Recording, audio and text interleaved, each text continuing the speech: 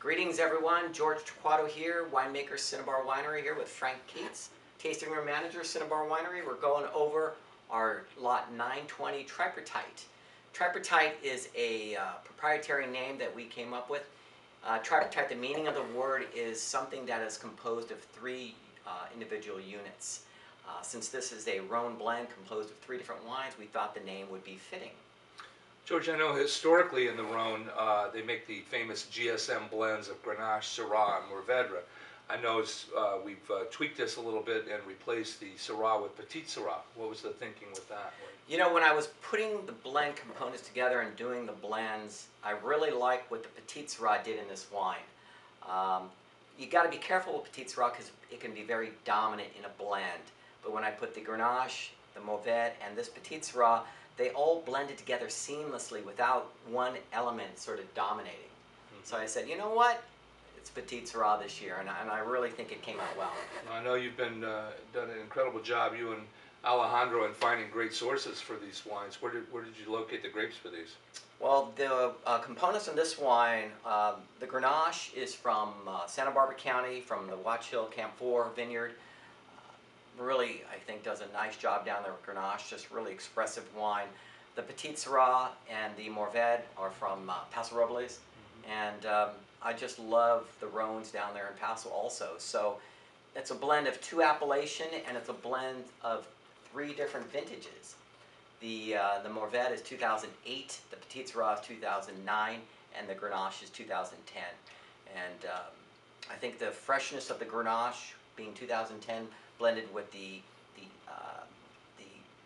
well-developed wines of the Petite Syrah and the Mourvedre, really came together nicely. Fantastic. I noticed that you're doing some cold soaking and whole fermentation. What do you think that brings to a wine of this nature? Well, we cold soak. The reason we cold soak, and with that, what we actually do is we destem the fruit, we put it in tank, and then we chill the tank down to about 50 degrees.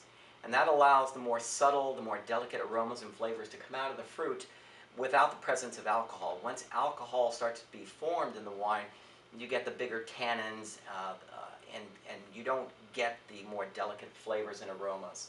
I'm guessing that probably contributes to the seamless nature of this wine. Yeah, it contributes to the aromas, it contributes to the mouthfeel. So what we call it is, we call it pre-fermentation maceration, because you also have a post-fermentation. This is pre, without alcohol, and it really aids, I think, in that delicate aroma, almost the Pinot-esque style of this wine. Mm-hmm. And what type of barrel aging do you do with this? Primarily French oak. It's about, generally we do about 30 to 35% new French oak. I don't want the wine to be dominated by oak, and what I like about French is it tends to be a little more delicate than American.